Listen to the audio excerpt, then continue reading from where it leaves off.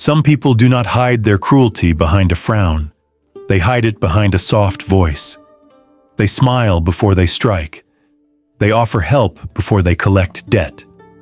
They speak gently, not because their heart is clean, but because they understand that kindness is the easiest mask to trust. Think about it. The person who shouts makes you cautious. The person who flatters makes you open the door. And in life, the most dangerous people are not always the ones who seem cold. Sometimes they are the ones who look warm enough to make you lower your guard.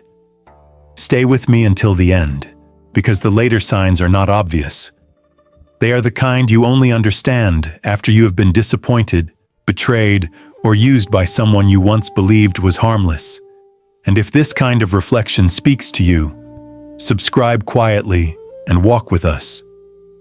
Not for noise, not for entertainment, but for clarity. Welcome back to Guguzi Strategic Wisdom. I'm David Welbeck, the writer behind this video. Today, I want to speak with you about 5 types of people who look kind but are secretly calculating. Not because we should become suspicious of everyone. That is not wisdom. That is fear wearing armor. The purpose is not to harden your heart. The purpose is to sharpen your judgment. Because there is a kind of innocence that protects the soul, and there is a kind of naivety that invites repeated injury. Mature people learn the difference. Wise people do not hate human nature. They study it. They look at desire, insecurity, ambition, loneliness, ego, and fear without pretending these forces do not exist. A person may smile and still measure your weakness. A person may comfort you and still be studying how to influence you. A person may appear generous and still be building a silent claim over your future. Look at reality for what it is. Kindness has a certain warmth. Calculation has a certain pattern. And when you learn to see the pattern, you stop being controlled by appearances. The first type is the person who gives help before you ask, but remembers every detail of what they gave. There is an old strategic truth hidden in ordinary life. The hand that offers too quickly may not be empty. Sometimes it carries a rope. Modern life teaches us to admire helpful people, and often we should. There are genuinely good people in this world. People whose kindness comes from character, not strategy. They give because they are able. They help because their heart is steady. They do not turn every favor into a contract. But there is another kind of person. This person moves fast when you are weak. They appear at the exact moment when you feel overwhelmed. They offer advice. They offer money. They offer connections. They offer emotional support. At first, it feels like grace. Then slowly, the tone changes. A small favor becomes a reminder. A reminder becomes a claim. A claim becomes control. That is not kindness. That is investment. It is not because they care too much. It is because they understand timing. They know that people in pain are easier to bind than people standing strong. When your instinct is desperate for relief, your judgment becomes soft. You begin to confuse rescue with loyalty. This is where most people get it wrong. They judge the act, not the intention behind the act. They say, "But this person helped me." Yes, and the question is not whether they helped you. The real question is what they expected your weakness to buy them. In friendship, this can look like someone who is always there during your crisis, but later uses your private pain as emotional leverage.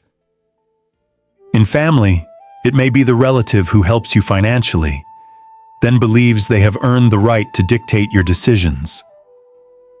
At work, it may be the colleague who supports you publicly, but later expects your silence when they cross a line. I once knew someone named Claire at a small office where I worked years ago. She had a gentle voice, always brought coffee for people, always remembered birthdays, always seemed to know when someone was struggling. Everyone called her thoughtful. And in many ways, she was. But over time, I noticed something strange. She never gave without keeping score.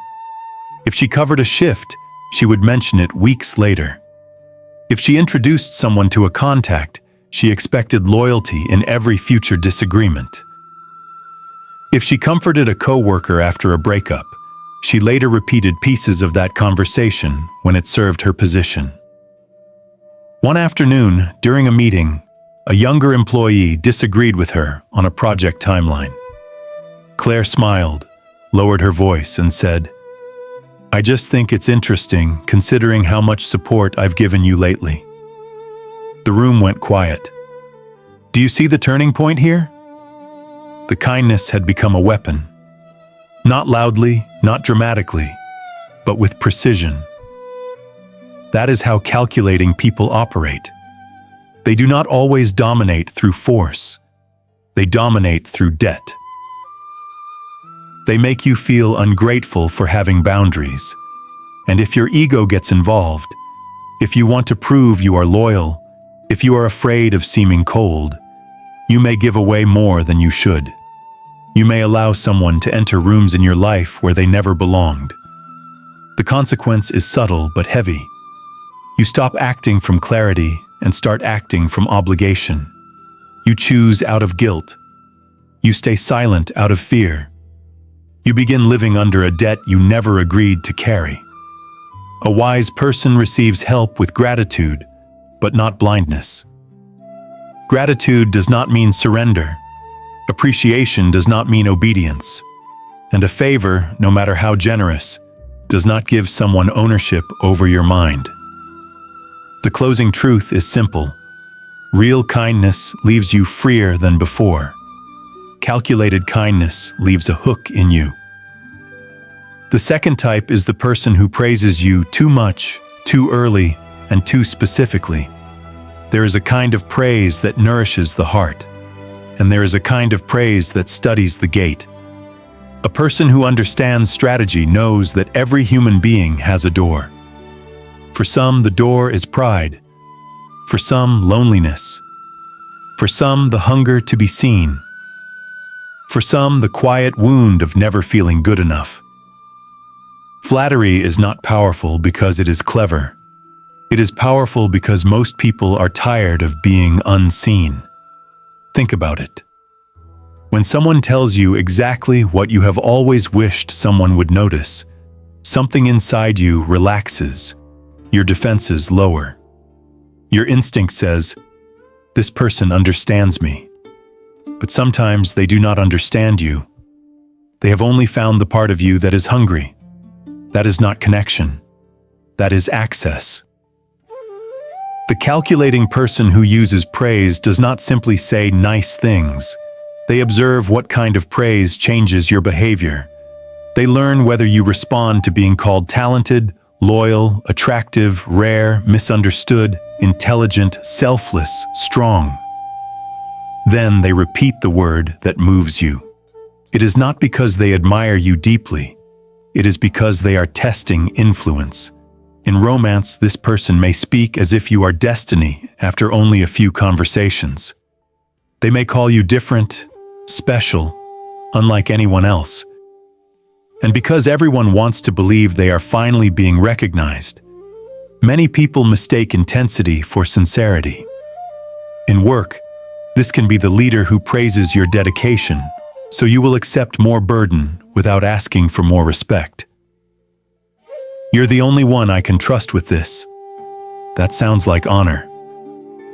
Sometimes it is manipulation wearing a polished shirt. In friendship, it can be the person who flatters your kindness so they can keep taking from it. The instinct behind this is old. Human beings want status. We want belonging.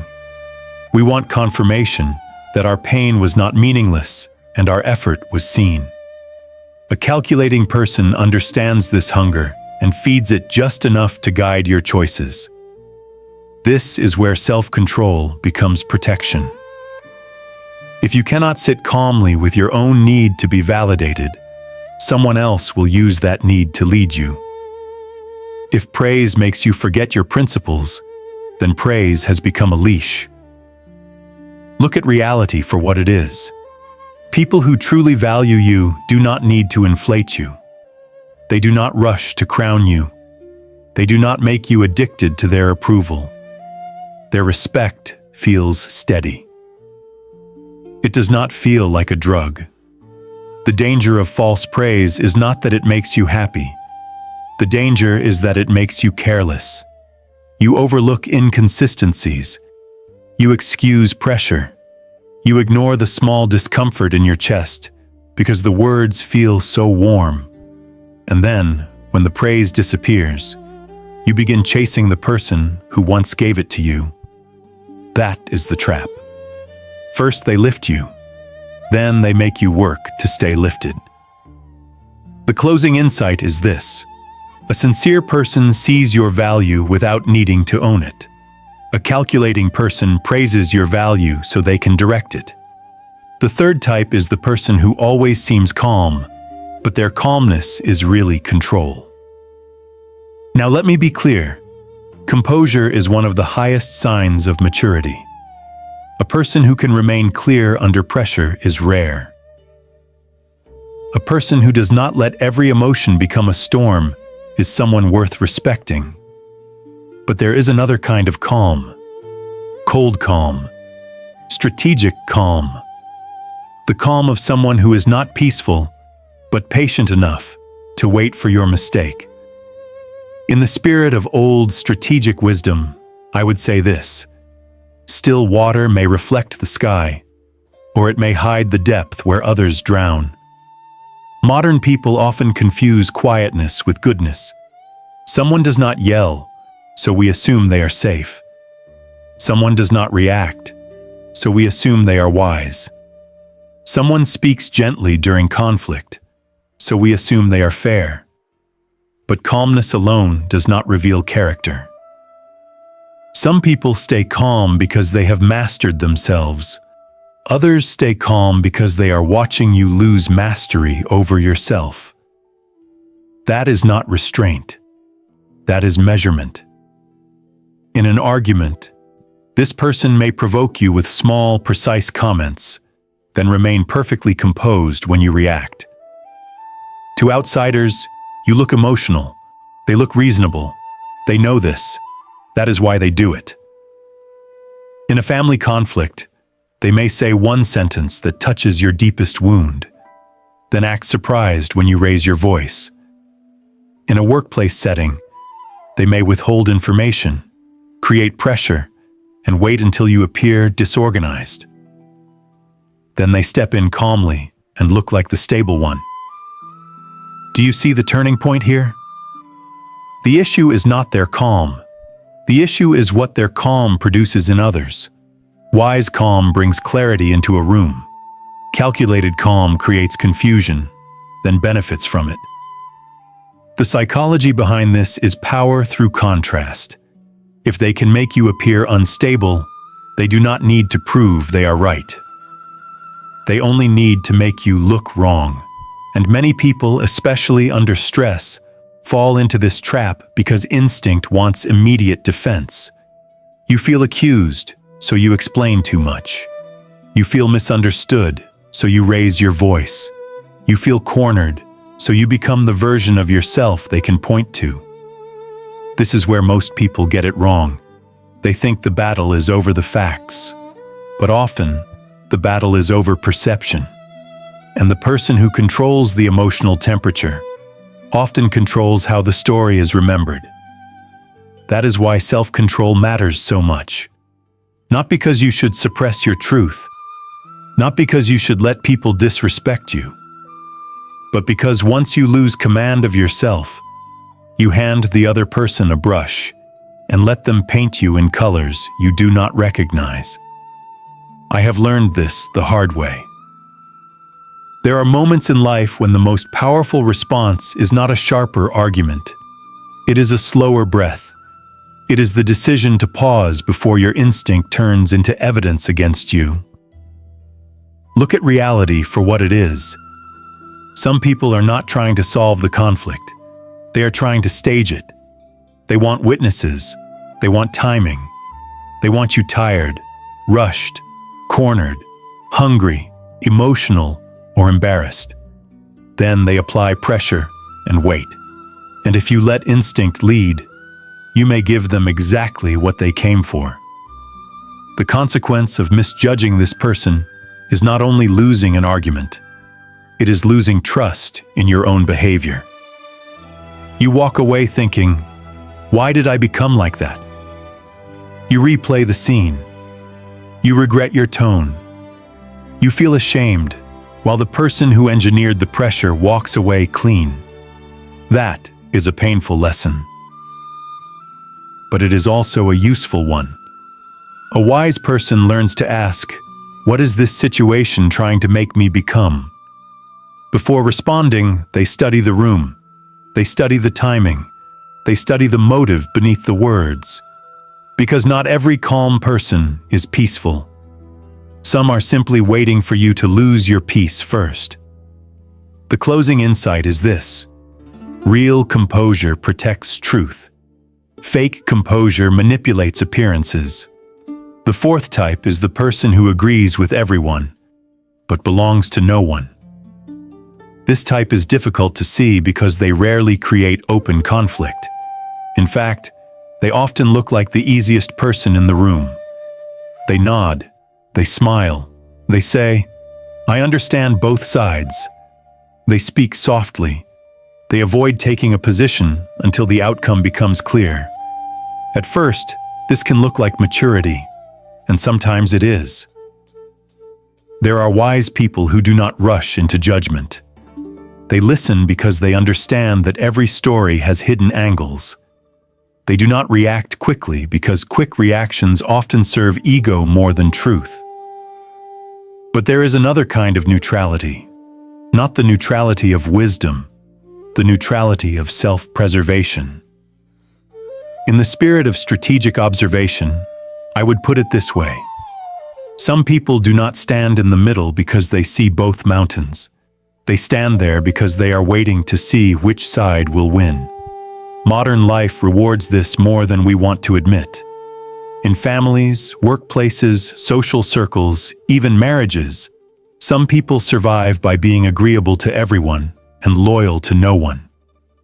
They tell each person what that person wants to hear. They become soft mirrors. Around you, they reflect your concerns. Around someone else, they reflect the opposite. That is not kindness. That is positioning. It is not because they are too gentle to choose. It is because choosing has a cost, and they do not want to pay it. The psychology behind this is fear mixed with ambition. These people often fear exclusion, but they also desire advantage. They do not want enemies. They do not want responsibility. They want access to every side without the burden of integrity. In a workplace, this is the person who listens to your frustration about a manager, seems deeply sympathetic, and then later becomes oddly close to that same manager. Not because people cannot have multiple relationships, but because you begin to realize your private words were useful currency. In a family, it may be the relative who comforts you privately, then refuses to say anything when the truth matters publicly. They want your trust, but not your burden. In social competition, this person moves like water. They flatter the confident, pity the wounded, agree with the powerful, and disappear when accountability arrives. Think about it. Have you ever told someone something in confidence, only to later feel the atmosphere around you change? No one repeats your exact words. No one confronts you directly. But somehow, people know enough to treat you differently. That is often how this type works. Not with a dramatic betrayal, with leakage, with little adjustments. with small transfers of information that always seem innocent. This is just between us. I only mentioned it because I was worried. I did not say it like that. And by the time you understand what happened, the damage has already moved through the room. This is where most people get it wrong. They think betrayal always looks like a knife, but some betrayal looks like a person refusing to hold a boundary. They do not attack you. They simply fail to protect what you trusted them with. The consequence of trusting this person too quickly is that your private life becomes public material. Your pain becomes conversation. Your weakness becomes strategy. And worst of all, you start questioning your own judgment. You wonder how someone so pleasant could make you feel so exposed. The answer is simple. Pleasantness is not loyalty. Warmth is not courage. Agreeableness is not character. A wise person watches what someone protects when protection costs them something. Anyone can agree with you in private. Anyone can comfort you when there are no witnesses.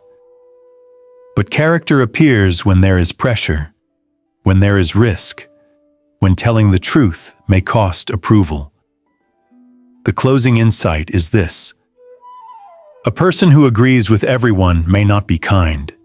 They may simply be unwilling to lose access to anyone. The fifth type is the person who forgives quickly, but never truly releases the debt. This is perhaps the most painful type, because they often appear emotionally mature. They say all the right words. They tell you they understand. They say they have moved on. They may even comfort you for feeling guilty. And for a while you believe peace has returned. But then the past begins to appear in strange ways. A small mistake becomes connected to an old mistake. A simple disagreement becomes proof of your character. A moment of independence becomes after everything that happened. They do not openly punish you. They quietly keep the account open. That is not forgiveness. That is delayed collection. It is not because they have a good memory. It is because they have found a moral advantage and do not want to give it up. There is a hard truth about human nature here. Many people say they want healing, but what they really want is a permanent upper hand. Once they become the wounded one, the patient one, the forgiving one, they gain a kind of power. They can appear noble while keeping you beneath them. Look at reality for what it is. Some people do not forgive to free the relationship. They forgive to control the relationship. In marriage, this can become a slow prison. One person apologizes, grows, changes, tries to rebuild trust, but the other person keeps using the past as a chain. Every new disagreement returns to the same old injury. Every attempt to move forward is interrupted by a reminder of what happened years ago. In family, it may be a parent, sibling, or relative who says, "I am not upset anymore," but keeps shaping the relationship around your old failure. They bring it up at holidays. They wrap it in jokes. They use it to make sure you never stand too tall. At work, it may be someone who accepted your apology, but quietly blocks your opportunities because they still want you defined by a mistake you already paid for. Do you see the turning point here? True forgiveness has boundaries, but it does not need theater. It may step back. It may change the relationship. It may say, "I cannot trust you the same way." That can be honest. That can be necessary. But fake forgiveness keeps the relationship close enough to punish. It wants your presence, but not your freedom. The psychology behind this is the desire to feel morally superior. When someone carries hidden resentment, forgiveness can become a costume. They enjoy being seen as patient, merciful, emotionally evolved. But inside, they are still negotiating power. And if you are driven by guilt, you will keep paying. You will over-explain, Overgive, over-apologize. You will shrink your own needs because you believe you owe them endless compensation. You will mistake their refusal to release the debt for proof that you have not done enough. This is where many good people lose themselves. Not in one dramatic sacrifice, but in years of trying to earn peace from someone who benefits from keeping peace out of reach. Near the end of life, or even just at the end of a long season, people often look back and realize they gave too much time to relationships where love had become accounting. Family ties, old friendships, marriages, business partnerships, social circles, all of them can become places where one person uses history as a courtroom. And the cost is not small. Time passes, opportunities pass, your confidence thins out. You stop acting with natural strength because someone has trained you to move carefully around their memory of you. This is not how a mature relationship breathes. Mature people can remember pain without turning memory into a weapon. Wise people can protect themselves without needing to keep another person permanently guilty. They know that some relationships must change. Some doors must close. Some trust must be rebuilt slowly or not at all. But they do not call control forgiveness. The closing insight is this: real forgiveness either releases the debt or clearly changes the boundary. Fake forgiveness keeps you close enough to keep charging interest. Now, when you step back and look at all 5 types, you begin to see the hidden pattern. The person who helps too quickly may be buying influence. The person who praises too much may be searching for your weakness. The person who stays calm may be waiting for you to lose control. The person who agrees with everyone may be loyal only to advantage. The person who forgives too easily may be keeping power through guilt. And the point is not to become suspicious of every kind gesture. That would be another form of blindness. The world still has sincere people. There are people who help without hooks, praise without manipulation, stay calm without cruelty, listen without betrayal, and forgive without control. Do not lose the ability to recognize goodness, but do not confuse the appearance of goodness with goodness itself. This is the real question. What truly reveals a fake person? Not their words, not their smile, not their public image, not even the kindness they show when everything is easy. A fake person is revealed by what happens when kindness no longer benefits them. Watch what they do when you set a boundary. Watch what changes when you stop being useful. Watch how they respond when you disappoint their expectation, refuse their pressure, or quietly take back control of your own life. That is where the mask begins to slip. Because performance needs an audience. Sincerity does not. A calculating person can perform kindness when there is a reward. They can perform patience when it gives them status. They can perform forgiveness when it keeps you indebted. But they struggle when their performance no longer produces control. What should a wise person actually watch for? Watch patterns. One moment can be misunderstood. One bad day can happen to anyone. One awkward sentence does not define a whole person, but repeated patterns tell the truth. Watch how someone handles your vulnerability. Watch whether their help increases your freedom or decreases it. Watch whether their praise makes you stronger or more dependent. Watch whether their calm brings peace or quietly provokes chaos. Watch what they protect. Watch what they collect. Watch what they remember only when it gives them leverage. Why do so many people mistake performance for sincerity? Because most people are tired. Tired of being alone. Tired of carrying pressure. Tired of competing. Tired of proving themselves. Tired of wondering whether they matter. So when someone arrives with warmth, attention, softness, and approval, the heart wants to believe. That is human.